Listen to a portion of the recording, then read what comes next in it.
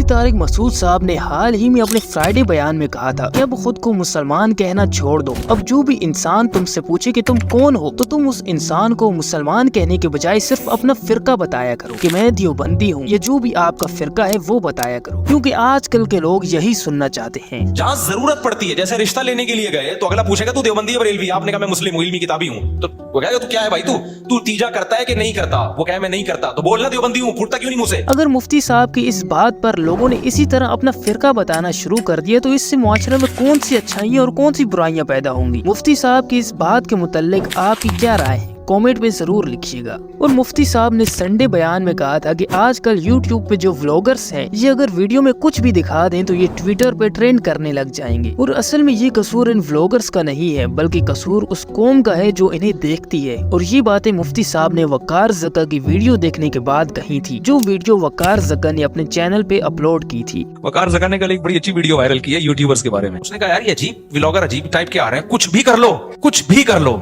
Millions एक दिन में 1 मिलियन उनके व्यूज हो जाते हैं। तो उन्होंने कहा ये इन ब्लॉगर्स का कसूर नहीं है, कौम का कसूर है। इंजीनियर मोहम्मद अली मिर्जा का अभी एक पॉडकास्ट आया था जिसमें उनसे पूछा गया कि क्या इसराइल की प्रोडक्ट्स का बायकॉट करना चाहिए, तो इसके बारे में उनका जो जवाब था वो ये था कि इसराइल की मदद जो मुल्क सबसे ज्यादा कर रहा है वो अमेरिका है, और इस तरह तो सबसे पहले अमेरिका की सारी चीजों का बायकॉट करना होगा, और उसके बाद अगर आप सोच रहे हैं कि आप जापान की प्रोडक्ट इस्तेमाल करेंगे या चाइना की करेंगे या फिर जर्मनी की करेंगे, तो उसमें भी अमेरिका का हाथ है, और ज्यादातर ममालिक की मदद अमेरिका ही कर रहा है। यानी पीछे जो होसे वक्त है ना, यानी मैं इनको इनकी लैंग्वेज बता रहा हूँ, वो अमेरिका ही है। तो आप जिस चीज को डीप डीप करेंगे ना, अमेरिका आपको नजर आएगा। इंजीनियर साहब का कहना है कि जो उलमा भी ये बात कर रहे हैं कि इसराइल की चीजों का बायकॉट होना चाहिए, तो सबसे पहले वो मुझे उन प्रोडक्ट्स की लिस्ट बना कर दें जो प्रोडक्ट्स हमें इस्तेमाल करनी है, जिन प्रोडक्ट्स का वास्ता इसराइल और अमेरिका से ना हो, या फिर जिसकी इन्वेंशन किसी मुसलमान ने की हो। अगर वो उलमा इस तरह की लिस्ट बनाकर मुझे देते हैं जिसमें सिर्फ वो प्रोडक्ट्स शामिल हो जिसकी इन्वेंशन किसी मुसलमान ने की हो, तो मैं बायकॉट का ऐलान कर दूंगा। ये अगर मिसवाक भी देंगे ना, उसका जो प्रिजर्वेटिव है ना, वो कहीं ना कहीं किसी